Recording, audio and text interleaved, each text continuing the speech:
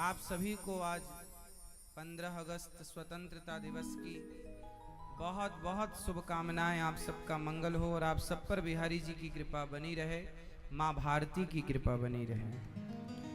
आज 77वां 77 वह उत्सव हम लोगों ने ये अमृत महोत्सव मनाया और आज के दिन ही 15 अगस्त 1947 यही तिथि थी, यही था वक्त। 77 वर्ष पहले आज के ही दिन हम भारतवासियों को आजादी मिली अंग्रेजों से। इस आजादी में हमारे देश में ना जाने कितने लोग शहीद हुए, अपने प्राणों का बलिदान दिया, तब कहीं जाकर ये आजादी हमें मिली, स्वतंत्र भारत में हम बैठ पाए। इसलिए आज के दिन कम से कम अपने उन जवान शहीदों को याद किया करो और देश की सेना के प्रति, देश के जवानों के प्रति एक सम्मान की भावना रखा करो। खुश रहना देश के वीरों, अब हम तो सफर करते हैं। इसलिए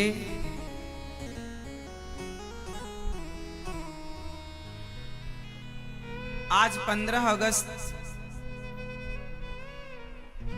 वो दिन है जब हम भारत की उस मिट्टी को प्रणाम करें जिस माटी ने हमें इतना कुछ दिया है। भारत से श्रेष्ठ इस धरती पर कुछ नहीं है। धरती तो पूरे में है, सब जगह है। कितने सारे, लगभग 206 देश हैं, लेकिन 206 देशों में केवल भारत को ही माँ कहकर संबोधित किया जाता है। भारत माता।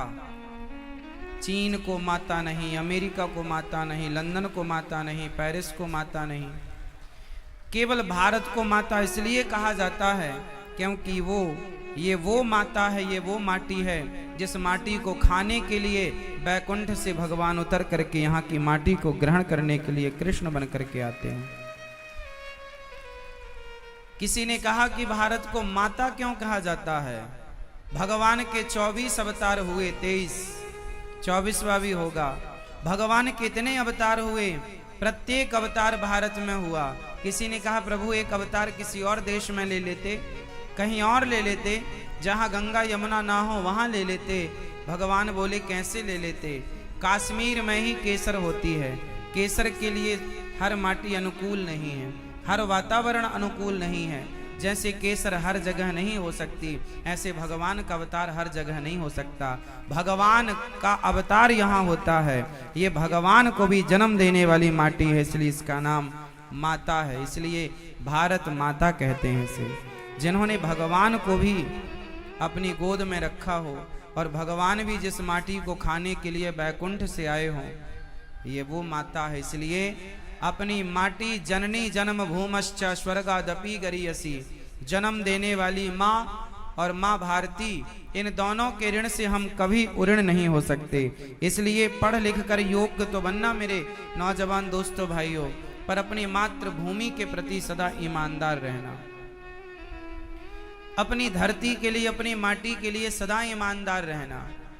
कोई कितना भी बड़ा बेईमान हो, किसी के लिए आप बेईमान हो, भगवान करे किसी के लिए आप बेईमानी ना करें, लेकिन जब देश की बात आए, अपने मुल्क की बात आए, वतन की बात आए, तो भारत के लिए सदा ईमानदारी से ही अपने हर कर्तव्य का निर्वहन करना चाहिए। आज हम सब भाग्यशाली हैं कि हमारा तिरंगा गर्व से उठा हुआ है और हम सब लोग उस तिरंगे की छांव में रहकर अपना जीवन गुजारते हैं। हमारे तिरंगे में 3 रंग हैं विशेष, वैसे तो चौथा भी है पर विशेष 3 हैं। ये तीनों रंग 3 चीजों के प्रतीक हैं, 3 चीजों का प्रतिनिधित्व करते हैं। सत्वगुण, रजोगुण और तमोगुण। गुण भी 3 होते हैं। सत्वगुण, रजोगुण और तमोगुण, है ना। 24 कलाओं से परिपूर्ण भगवान, कोई 12 कला, कोई 16 कला, कोई 24 कला। हमारा देश विभिन्न, पूर्व से पश्चिम, उत्तर से दक्षिण, कहीं भी आप जाओ, कुछ ना कुछ विशेषता हमारे देश में, हमारे देश की माटी में आपको मिलेगी। एक गीत आपने सुना होगा जिसे रफी जी ने गाया, इस धरती पर सबसे पहला सूर्योदय कहाँ होता है। आज किसी देश का नाम कोई भले ले ले, लेकिन जो हम सब ने सुना वो ये सुना कि जहाँ सूरज सबसे पहले आकर डाले अपना डेरा, वो भारत देश है।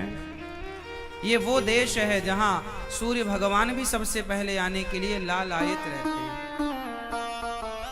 ये वो धरती है। लोग कहते हैं कि भारत में क्या है, अरे भारत में क्या नहीं। अच्छा आप लोग बताओ भारत में क्या है, बताओ क्या है भारत में? आप बताओ भारत में क्या है? क्या है? देवभूमि है, क्या है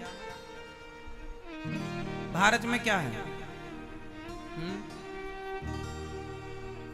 अच्छा ये बताओ भारत में क्या नहीं है? ये तो आप बता ना पाओगे कि भारत में क्या है। ये बताओ भारत में क्या नहीं है, बोलो। अब हम बताएं भारत में क्या है। सुनो, जो लोग अमेरिका, लंदन, पेरिस चले जाते हैं वो कहते हैं अरे विदेशों में बड़ा अच्छा है, वहां अच्छा है। भारत से अच्छा कुछ हो नहीं सकता।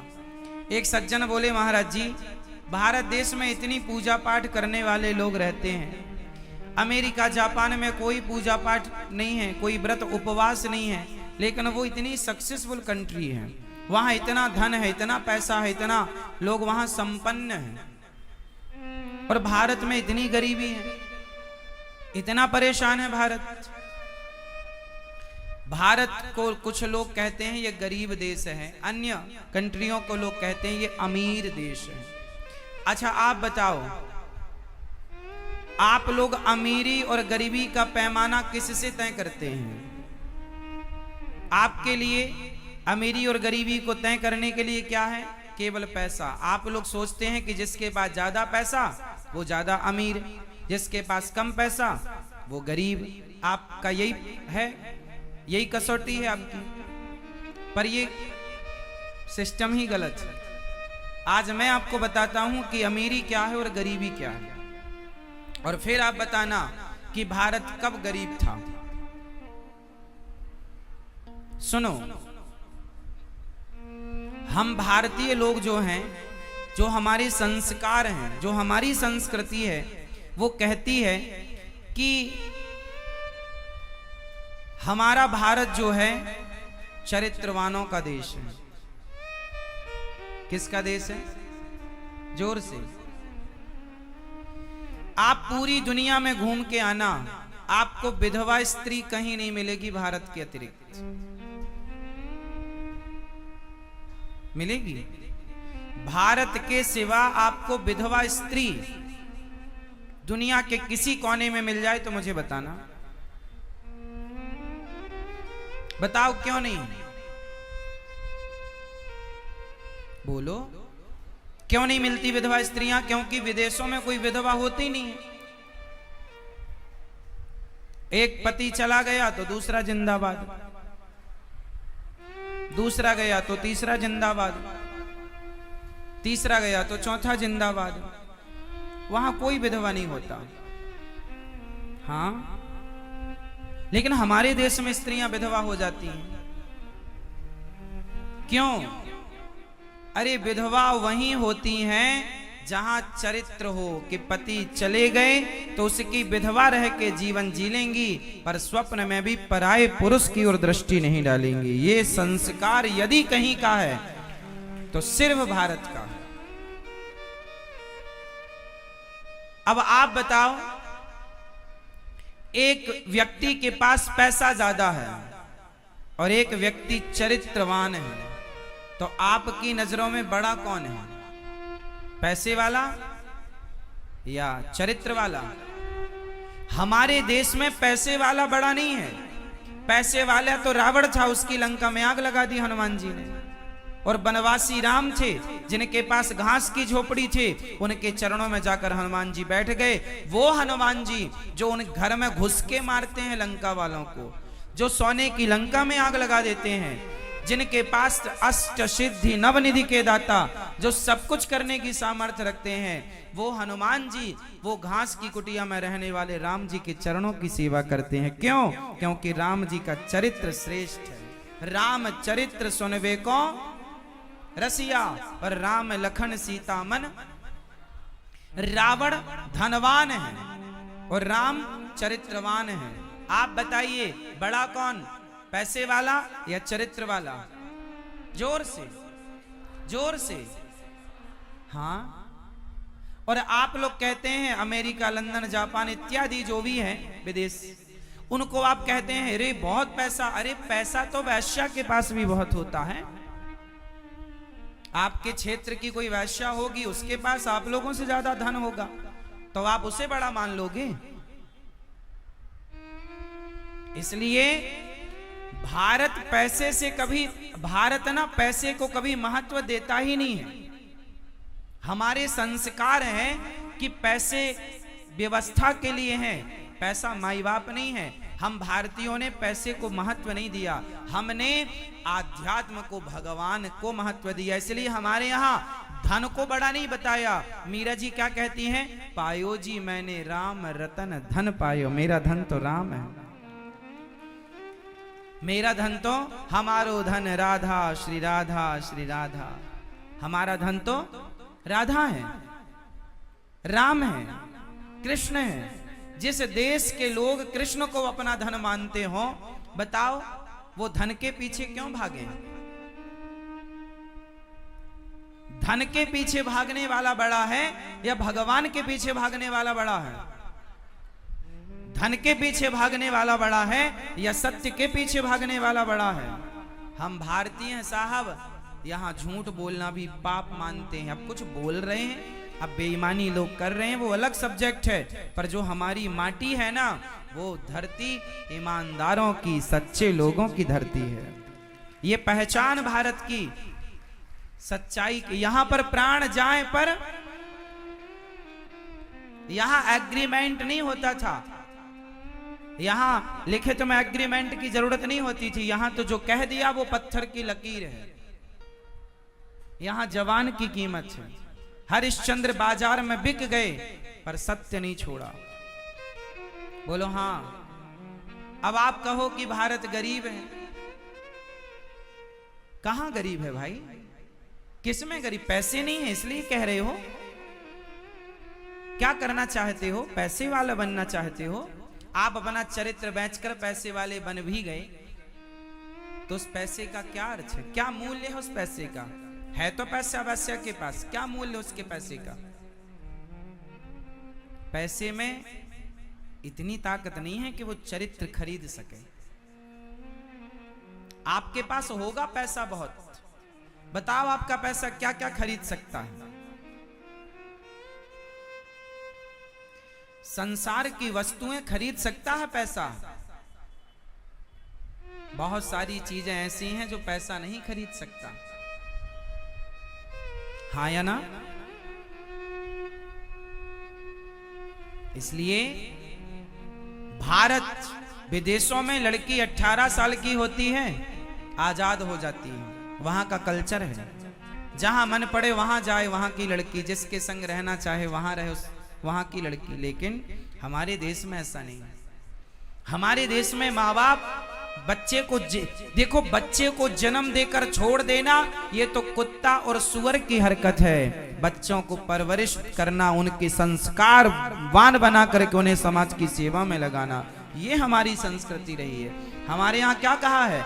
माता शत्रु पिता वैरी, ये न वालो न पाठिता, न शोभते सभा मध्य हंस मध्य वको यथा। वह माता पिता शत्रु हैं जो अपने बच्चों को संस्कार नहीं देते।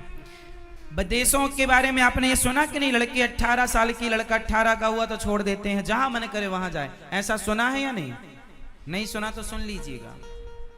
अब बताओ, बच्चे बड़े हो गए तो छोड़ देना, ये तो सुअर वाली हरकत है। सुअर खा खा के आदमी सुअर ही होगा। प्रसाद खा करके भगवान का, तब जाकर के वो विवेकानंद होगा, तब जाके वो राम और हनुमान होगा। इसलिए आप भारत की तुलना विदेशों से जब करते हैं ना, हमें अच्छा नहीं लगता। आप मतलब जो लोग करते हैं, भारत भारत है, भारत की माटी, भारत में जो काम वाली बाई तुम्हारे घर में रहती है, उस काम वाली बाई के पांव में लगी धूल जो है, वो धूल भी नहीं बन सकता कोई विदेशी। उसके पांव की धूल नहीं बन सकता। भारत के जो संस्कार हैं, हमारे देश को सोने की चिड़िया कहा गया। सोने की कमी हमारे देश में कभी नहीं थी। आज अमृतसर में एक मंदिर है, आपने सुना होगा, गोल्डन टेम्पल, आप जानते भी होंगे, सोने का है। जैसे आज अमृतसर में गोल्डन टेम्पल है, एक बच्चा भारत में, ऐसे हमारे देश में मुगलों के, अंग्रेजों के पहले 7000 मंदिर थे ऐसे गोल्ड के, सोने के। लोग कहते हैं भारत गरीब है। अरे भारत में लुटेरे आए लूटने के लिए, और लुटेरा गरीबों के यहां लूटने नहीं जाते हैं। इसलिए भारत पैसे की तो मैं बात ही नहीं करता, हमारे देश में पैसे का महत्व ही नहीं है। हमारे यहां पैसा वैसा छोड़कर, एक राजा के बारे में आप, एक नहीं अनेक राजाओं के बारे में ये सुना होगा कि राजा लोग अपने राज सिंहासन को छोड़ करके जंगल में भगवान के भजन के लिए चले जाते थे। सुना है ऐसा? मतलब राज गद्दी को छोड़ करके भगवान के लिए चले जाते थे। मतलब उनके जीवन में धन का कोई विशेष अर्थ नहीं था। हाँ, पैसा व्यवस्था के लिए है, होना चाहिए। और आप लोग पैसे को ही माई बाप मान के भागे जा रहे हैं। इसलिए तुम्हें विदेश अच्छा लगता है क्योंकि तुम संस्कारहीन होते जा रहे हो। जहां संस्कार की बात होगी तो संस्कारवान लोगों को तो भारत ही अच्छा लगेगा। संस्कारहीन कोई हो जाए तो वो भारत से बाहर भागने की सोचेगा कि यहाँ पे तो मर्यादाएं ज्यादा हैं, कपड़े पहन के रहने पड़ते हैं, विदेशों में अच्छा डिंग डोंग घूमते रहो। क्यों? सही है, विदेशों में तो कपड़े ना के बराबर पहने जाते हैं, पुरुष भी स्त्री भी। समुद्र में बिना कपड़े के लोग नहाते रहते हैं, पर हमारे यहाँ तो बिना कपड़े के नहाओगे तो भगवान श्री कृष्ण चीर चुरा लेंगे। भगवान श्री कृष्ण चुरा लेंगे कपड़े। इससे मैसेज मिल रहा है कि निर्वस्त्र होकर स्नान नहीं करना चाहिए। संस्कृति कितनी बढ़िया है हमारी संस्कृति, भारतीय संस्कृति। इसकी कोई तुलना है किसी की संस्कृति से? है तो मुझे बताना। हमारा देश, हमारा भारत, हम हिंदू लोग ना किसी को मारते नहीं। केवल पूरी दुनिया में हिंदू विचारधारा कहती है कि शाकाहारी बनो, और कोई विचारधारा किसी के धर्म की, मजहब, पंथ की बोलती हो तो मुझे नाम बताओ। केवल हिंदू संस्कृति जहां जहां होगी वो कहेगा कि भैया शाकाहार बनो। शाकाहार क्यों बनो? शाकाहार क्यों होना जरूरी है? क्योंकि शाकाहार जो होगा उसी के अंदर दया होगी। अरे जो मांसाहार करता है वो दयालु कैसा? वो तो मार के खा रहा है, और जो मार के खाए उसके अंदर दया कैसे? इसलिए हमारे यहाँ दया को विशेष रखा गया है। हमारे भीतर क्या होना चाहिए? जोर से करुणा, दया। और दया जिसके अंदर होगी वो किसी की हत्या कैसे करेगा? हत्या तो वही कर सकता है ना जो निर्दयी है। बोलो हाँ। सुअर को कौन मार? आपसे मैं कहूं कि लो तलवार, सुअर को मार के लाओ, मार लोगे? मैं आपको तलवार दूं, जाओ गाय को मार के लाओ, मार लोगे? मैं तलवार दूं आपको, बकरे को मार के लाओ, लाओगे? क्यों नहीं लाओगे? क्योंकि आपके अंदर दया, वो दया जो है ना वो आपको रोकेगी नहीं। ये गलत है। जिसके अंदर दया है ना वही हिंदू है, जिसके अंदर करुणा है ना वही सनातनी है, और जिसके अंदर करुणा नहीं, दया नहीं, वो किस बात का हिंदू, किस बात का सनातनी बताओ। रोज मछली मारता है, रोज मुर्गी मारता है। भाई संस्कृति समझो। दया धर्म का मूल है, पाप मूल अभिमान, तुलसी दया ना छोड़े। जीना सब जी रहे हैं, हम भी जी रहे हैं। एक डॉक्टर बोला कि अंडा खाओ महाराज, प्रोटीन मिलेगा। हमने कहा पागल हो गए हो तुम, दिमाग खराब हो गया है तुम्हारा। आजकल बहुत सारे डॉक्टर आपको इलाज के नाम पर अंडा खवा रहे हैं, आपका धर्म बिगाड़ रहे हैं। आजकल जितने क्रिश्चियन स्कूल हैं, यदि आपका बेटा क्रिश्चियन स्कूल में पढ़ता है तो लिख लो वो अंडा खाना सीख जाएगा जल्दी से, क्योंकि वहां पर जो टीचर क्रिश्चियन लोग हैं वो दिन भर यही सिखाते हैं बच्चों को कि अंडा खाने के ये लाभ हैं। षड्यंत्र कितना तेज चल रहा है, आप लोग नहीं समझ रहे हैं। कल ही मुझसे एक मैया बोल रही थी कि मेरी बेटी को टीचर बता रहे थे कि अंडा खाओ। तो कुछ षड्यंत्र के तहत आपकी संस्कृति को अंडा मांस इत्यादि, मतलब वो स्वयं जैसे हैं ना, आपको वैसा बनाना चाहते हैं। अंडा, लोग कहते हैं प्रोटीन, अरे प्रोटीन दूध में भी होता है, दालों में भी होता है, सोयाबीन में प्रोटीन भरपूर है। यदि प्रोटीन की जरूरत है तो अंडा से क्यों लेना, सब्जियों से, दाल से, सलाद से, दूध से, दही से क्यों नहीं प्रोटीन ले लेना, ले लेना। कौन मना करता है? इसलिए हम जो सनातनी है ना, शुद्ध विचार वाले, कोई छल नहीं, कपट नहीं, ईर्ष्या नहीं, द्वेष नहीं, निश्चल, वो सनातनी, कोई द्वेष नहीं। राम जी के सामने पराई स्त्री आई, सूपनखा, राम जी ने सीता मां को देखते हुए सूपनखा से बात की। ये देखिए मर्यादा। सनातनी कौन?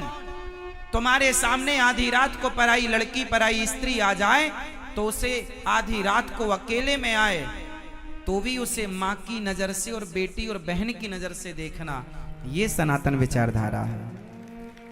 ये नहीं कि मौका पाते ही आप उसके साथ छीना झपटी करने लग जाएं। ये सनातन विचारधारा नहीं है। कितना श्रेष्ठ है हमारा धर्म।